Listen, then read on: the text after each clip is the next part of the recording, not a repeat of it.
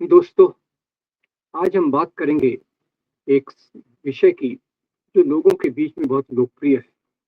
जैसे हम देखते हैं आजकल हमारे ज्ञान का ज़्यादा स्रोत, ज़्यादा लोगों के ज़्यादा ज्ञान का ज़्यादा स्रोत ये व्हाट्सएप से आता है।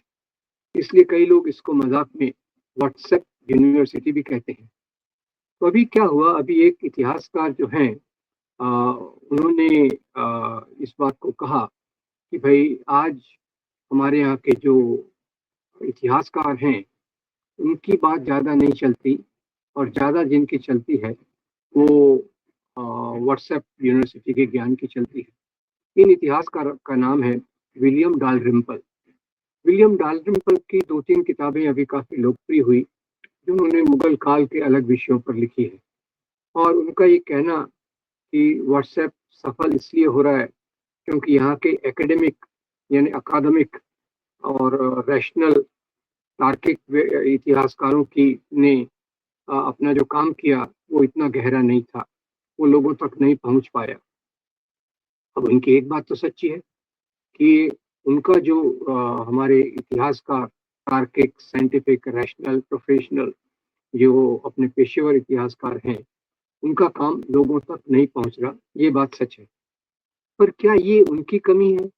क्या उनके एफर्ट्स में, उनके जो कोशिशें हैं, उसमें कोई कमी है या इसका कोई और कारण है?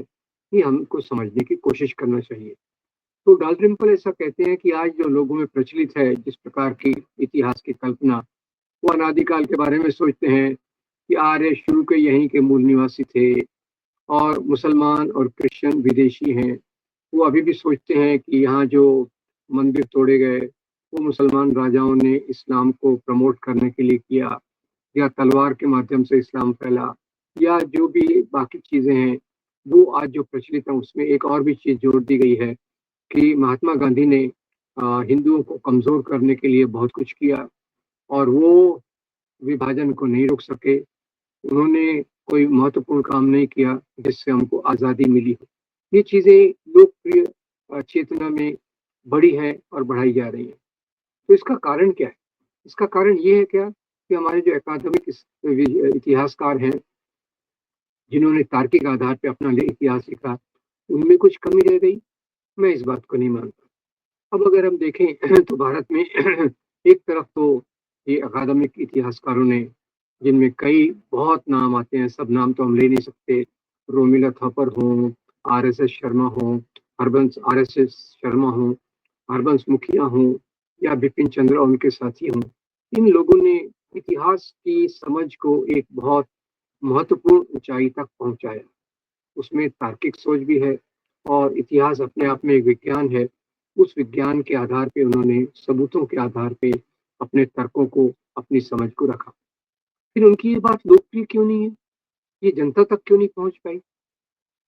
अब यहाँ ये भी बीच में बता दूं इस सवाल का जवाब देने के पहले कि 1980 के दशक में जब भाजपा सरकार दूर-दूर तक दिखाई नहीं दे रही थी, तो इन्हीं में से कई अकादमिक इतिहासकारों की किताबें एनसीईआरटी सेंट्रल सीबीएसई के सिलेबस में लगी हुई थी और मैंने उनको काफ़ी पढ़ के समझने की कोशिश की और उनकी क्वालिटी को, उनकी सरलता को एक उच्च कोटि का पाया।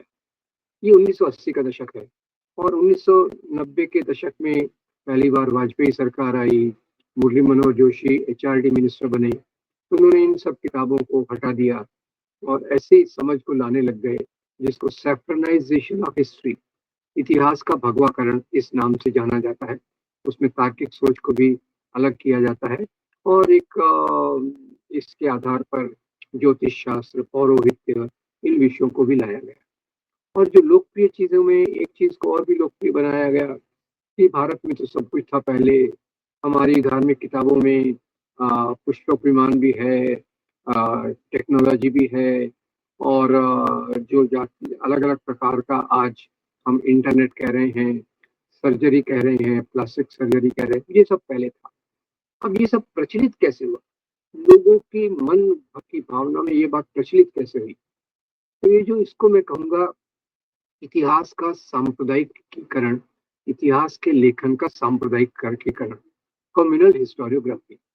कम्युनल हिस्टोरियोग्राफी भारत में कैसे आई? तो जैसा हम जानते हैं, भारत में पहले अंग्रेजों का राज था, भारत एक उपनिवेश था, कॉलोनी था, और यहाँ एक हिंदू मुसलमानों के बीच में एक बहुत महत्वपूर्ण संबंध था, रिश्ता था, मेल-जोल था, जिसको जवाहरलाल नेहरू गंगा जमुनी तहज़ीब कहते हैं। फिर ये तहज़ीब को कमज़ोर करने का काम कैसे हुआ? जो पिछले 4 दशकों में पहले हुआ, पर इसकी नींव तो पहले ही पड़ गई थी। इसकी नींव पहले पड़ी थी, वो थी अंग्रेज़ों द्वारा जो इतिहास की समझ को फैलाया गया, उसके कारण। अंग्रेज़ों ने किस प्रकार की समझ फैलाई? अंग्रेज़ों ने जो फैलाई, वो फूट डालो और राज करो के चलते यहाँ के हिंदू मुसलमानों की एकता को तोड़ने के लिए चलाई। इसमें उन्होंने एक किताब को लोकप्रिय बनाया, हिस्ट्री ऑफ इंडिया। ये जो इसके लेखक थे, वो एक अंग्रेज थे, और जेम्स मिल। उन्होंने भारत के इतिहास को गलत तरीके से एक उसका वर्गीकरण किया, हिंदू युग, मुस्लिम युग और ब्रिटिश युग। इसलिए आप चालाकी देख लीजिए, जिसको हिंदू युग कहते हैं, उसमें सभी राजा कोई हिंदू नहीं थे। कोई बौद्ध था, कोई जैन था, कोई शाक्त था, कोई हूण था, कोई ब्राह्मणवादी था, वगैरह वगैरह, और पूरे भारत पे इनका राज नहीं था। दूसरा, जिसको मुस्लिम पीरियड कहते हैं, उसमें भी अगर आप देखिए तो मुसलमान राजाओं के साथ हिंदू सेनापति, हिंदू अधिकारी थे।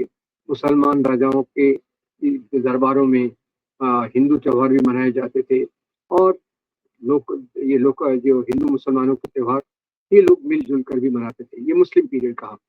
और जो ब्रिटिशों का राज है, उसको बड़ी चालाकी से ब्रिटिश युग कहते हैं, वो क्रिश्चियन युग नहीं कहते। ये उनकी एक पहली चालाकी। इसी प्रकार से रिचर्ड और ईटन नाम के इतिहासकार डुओ ने अंग्रेजों से बहुत पैसा लेकर एक किताब लिखवाई थी। उसका नाम था history of India as told by her historians. अब इसमें भी उन्होंने राजाओं के जो चारण भाट थे, उसके वर्णनों को साथ में रख दिया, जो ज्यादातर राजा का गुणगान करते हैं। तो इन दो प्रकार की किताबों का लुब्बो लुआब क्या था? उनका लुब्बो कि जो मुसलमान राजा थे, वो हिंदू मंदिरों को तोड़ते थे, जबरदस्ती धर्मांतरण करते थे। हिंदू राजा इसके विरोध में खड़े हुए। इसी प्रकार से मुस्लिम राजाओं, यहाँ से शुरू होकर इसी प्रकार से एक तरफ मुस्लिम सांप्रदायिक इतिहास आया, दूसरी तरफ से हिंदू सांप्रदायिक इतिहास आया। अब मुस्लिम सांप्रदायिक इतिहास से कहने लग गए कि भाई यहाँ तो पहले मुसलमानों का राज था, और अंग्रेज जाने के बाद राज मुसलमानों तक आना चाहिए, और हिंदुओं के बारे में उनको काफी कम करके आका गया। अब ये हिंदू सांप्रदायिक इतिहासकारों ने क्या किया? उन्होंने ये बताने की कोशिश की, हम अनादिकाल से एक हिंदू राष्ट्र है। अब राष्ट्र की कल्पना तो दुनिया में 300 साल पुरानी है, पर इस कल्पना को पीछे ढकेल के ले जाती है। हम अनादिकाल से एक हिंदू राष्ट्र है, यहाँ मुसलमान और क्रिश्चियन विदेशी है, और इनको भगाकर एक हिंदू राष्ट्र की स्थापना हमको करनी चाहिए। तो ये मॉड्यूल उन्होंने अपनी शाखाओं के माध्यम से प्रचारित किया। और जैसे आप जानते हैं, आरएसएस का काम 100 साल के पहले से शुरू हुआ था, और लगातार इसी प्रकार का उन्होंने एक प्रोपेगेंडा करके अपनी शाखाओं के माध्यम से इतिहास का एक वर्णन प्रचलित किया, जो आज लोगों में लोकप्रिय है। लोगों में लोकप्रिय क्या है? शुरुआत तो आरएसएस ने की। आरएसएस के फिर बाद में स्कूल्स आए, शिशु मंदिर, एकल विद्यालय, सरस्वती शिशु मंदिर, और दूसरी तरफ से इन्होंने अखबारों में भी घुसपैठ करना चालू की। इनके मुखपत्र, ऑर्गेनाइजर और पंचजन, उन्होंने भी इसी नरेशन को, इसी वर्णन को समाज के सामने प्रचलित किया। बाद में 1977 में जब जनता पार्टी की सरकार बनी, तो लाल कृष्ण आडवाणी उसमें सूचना और प्रसारण, इंफॉर्मेशन एंड ब्रॉडकास्टिंग मिनिस्टर थे। उन्होंने एक सरकारी तौर पर लोगों को, जो सांप्रदायिक इतिहास के समर्थक थे, उनको न्यूज एजेंसीज में और समाचार पत्रों में एक खुली जगह दे दी। और ये एक बात हो गई। फिर बाद में 1998 के बाद मुरली मनोहर जोशी ने इसको यूनिवर्सिटीज में लाया। फिर 2003 के बाद जब मोदी जी गुजरात के मुख्यमंत्री थे, उन्होंने A2, A1, A2 यानी अडानी अंबानी जैसे कॉरपोरेट को कहा होगा, या उन्होंने समझा होगा, वो मोदी जी के प्रति सहानुभूति रखते थे, तो उन्होंने टेलीविजन मीडिया और प्रिंट मीडिया का एक बड़ा हिस्सा खरीद लिया। रवीश कुमार इसका एक उदाहरण है, उनको खरीद नहीं पाए तो एनडीटीवी को खरीद लिया। खैर, तो ये इसके माध्यम से जन चेतना में इन चीज़ों को लोकप्रिय बनाया गया। बाद में सोशल मीडिया आया, सोशल मीडिया में भी बीजेपी में ज़्यादा अधिकार बनाया। स्वाति चतुर्वेदी की किताब आई वॉज ए ट्रोल में इसका बहुत अच्छा वर्णन दिया गया है कि कैसे ट्रोल करने वालों को बहुत पैसा मिलता था। तो व्हाट्सएप इन्हीं का एक बड़ा जरिया बना। व्हाट्सएप के माध्यम से जो आरएसएस का प्रोपेगेंडा है उसको दूर दूर तक लोगों को पहुंचाने की कोशिश की गई।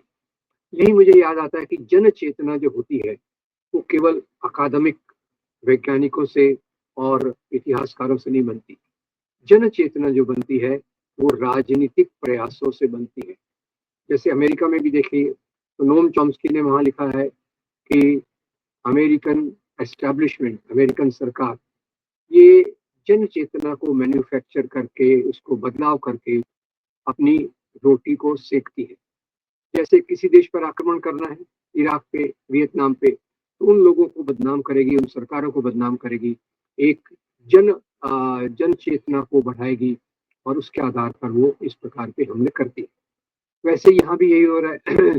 जो बड़ी टेंडेंसी बढ़ रही है पिछले 30-40 सालों में हिंदू राष्ट्रवाद की, जो देश को एक हिंदू राष्ट्र के रूप में देखना चाहती है, उसके नियंत्रण में ज्यादातर मीडिया का प्रभाव है। मीडिया हो, व्हाट्सएप हो, दूसरे माध्यम हो, ये उनके लोग वहाँ बहुत बड़ी मात्रा में घुसपैठ कर चुके हैं, जिसके कारण लोगों की इस प्रकार की चेतना बनी हुई है। मैं तो मानता हूँ भारत के जो पहले इतिहासकार, जिनको आज नीति नजर से देखा जाता है, जिसके खिलाफ अरुण शौरी ने एमिनेंट हिस्टोरियंस लिखी किताब लिखी थी, और जिनको कभी अभी के कुछ इतिहास के ऊपर लिखने वाले उनको इतिहास के ठेकेदार कहते हैं, ये सब लोगों ने इस प्रकार से हमारे अकादमिक इतिहासकारों को कम आंका, जबकि इनका काम दुनिया के स्तर पे और अकादमिक स्तर पे एक बहुत महत्वपूर्ण योगदान है। हमें उनका आभारी रहना चाहिए कि उन्होंने यहाँ की टेक्स्ट बुक्स को लिखा। खैर, अभी तो उनकी टेक्स्ट बुक्स को यूज नहीं करता, पर अगर हम एक सही प्रकार की सरकार को ला सकें तो निश्चित रूप से एक तार्किक, रैशनल, विज्ञान पर आधारित इतिहास हमें आएगा और उससे हम समझेंगे कि आर्य कोई यहीं के मूल निवासी नहीं है, हम सब लोग दक्षिण अफ्रीका से आए हुए हैं। फिर हम समझेंगे कि लोगों का आना जाना एक दूसरे देश में आता रहता है, कोई देशी नहीं है, कोई विदेशी नहीं है, धर्म तो पूरी मानवता के होते हैं। राष्ट्रीय आंदोलन जिसका नेतृत्व महात्मा गांधी ने किया, उसने कैसे अपने विचारों को जन जन तक पहुंचाया, ये हम समझ सकेंगे। तो मैं उम्मीद करता हूँ कि हम अपने इतिहासकारों के योगदान तक जाने की कोशिश करेंगे और उनको, उनके और लोगों के बीच में एक कड़ी बनकर इनके विचारों को दूर दूर तक फैलाएंगे। अगर इसी प्रकार की व्यवस्था चलती रही, जिसमें एक सोशल मीडिया, आईटी सेल और ये सब चीज़ें उनको एक गलत इतिहास को लोगों तक पहुंचाएंगी, तो उसमें हमारे इतिहासकारों का कोई दोष नहीं है। ये व्हाट्सएप की सफलता नहीं है, ये विफलता है हम सब लोगों की, जो तार्किक इतिहासकारों के विश्लेषण को लोगों तक नहीं पहुंचाए।